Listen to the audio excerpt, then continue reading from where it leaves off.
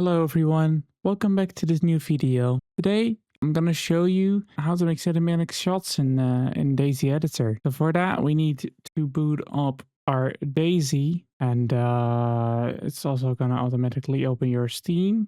And once we open up DayZ, we go to make sure that we have our DayZ editor loaded and our other mods that we want to have. We only basically need DayZ editor for this tutorial. I'm not going to show you how to install it because I've already done that in previous guides, and there will be a card on the top right corner that you can click on where I basically show you the first steps of DayZ editor and learn you the basic controls. For this video we're only gonna focus on the cinematic camera since they added that back into the DayZ editor. Once you got all your mods set up, you just click on play and you just boot up the game. There you have it.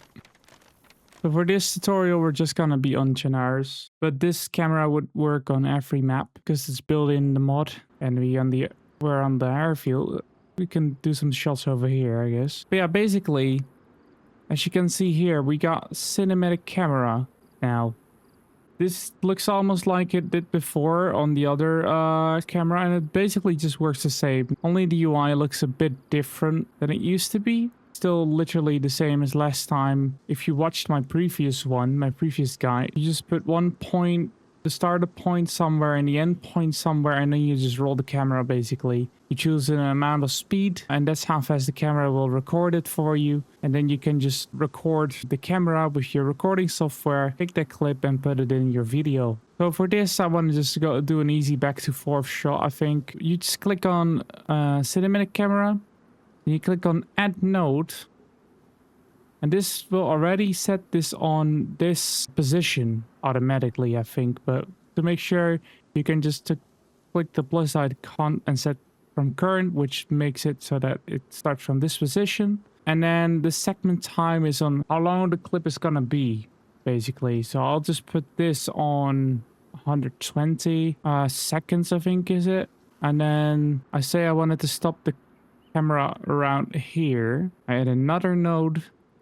And I set this one on 120, and also just to make sure it's set from current. Turn the speed down here on the camera as well. This is the global speed of your camera. All right, so if you click play now, it will start at our starting point. And we just click our record software. I always use Shadow Play for this, but that's what I'm going to be using now. Click on play. Y and space to remove our mouse and our cursor and the UI.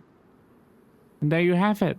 That's one basic shot you can make. Maybe you want to have a bit more blur in the background as well. You can go to camera up here and I don't know, add a bit more exposure, make it a bit more sharper, make the corners a bit darker, a bit more shadow drop. Make it a bit more blurry. Say something like this. And then you just press play again. Press record, press play. Y and space. And there you have it. But maybe this is a bit too fast for you. You can just slow down the time more, right? Maybe you want to get like a 1 minute, 3 minute clip. Just increase the segment time so that it slows down for you. Now still going too fast. It's all about toying around with it until you're satisfied with it. Of course, in the editing you can slow it down as well. You can trim down the speed. I'm gonna try 3000, see if that works, and turn the speed to 1. Yeah, that's already way slower. way slower. But yeah, it's basically very easy to do. You just gotta know the basics and just experiment around with it until you're satisfied with your shots. It usually takes me quite a couple times to get the good shots for a video, and I'm happy that this camera is back because there was nothing else really I could use for the cinematic shots now, and now we can do that again. Let's say we want to have a shot where we want to go from down to up, basically, like change in elevation. Set from current and then go up high again. and set our endpoint and we press play again. And there you have it. It's as easy as that. With characters, it's a bit more difficult. I haven't tried it yet on this version, but from what I know is that you have to put your character in midway in walk animation and then just enable the simulation of your character and roll the camera as quick as possible. But let me try that here now and see if we can do that. Let's say we want our character to run down this airfield. There we have it. I'll give him some decent clothing. Press escapes to get back out of the character. And then we control the character, and now I cannot move it around. Press home again because sometimes it's glitchy. You gotta do it twice sometimes. There we go, control character. And now we're just gonna have it run. But we hold shift and W and then we press home. And now it's stuck in the animation. I'm gonna make it start from over a bit further away.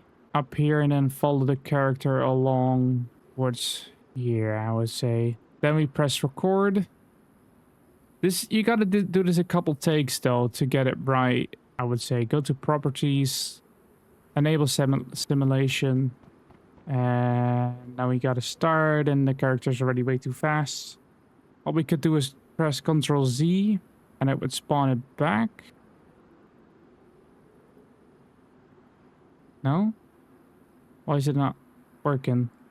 Where's the character? Cool. Well, let's start over. Alright, let's change up the speed then a bit, make it a bit faster. Let's set it on 200, I would say. Move a character a bit more back out of the scene. Then enable simulation. Why is... What are you doing? Well, we could also try this. Let me try it. Like, if you press this icon up here, you can control the character as well. But as you can see, I'm controlling the camera as well at the same time, which is not what I like. And as you can see, it's not ideal.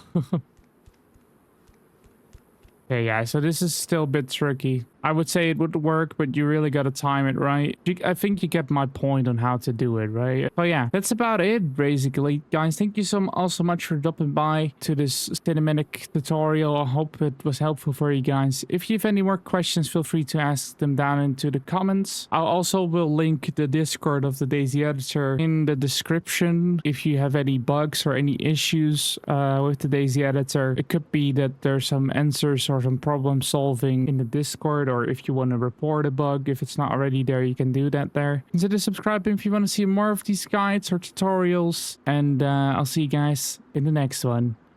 See ya!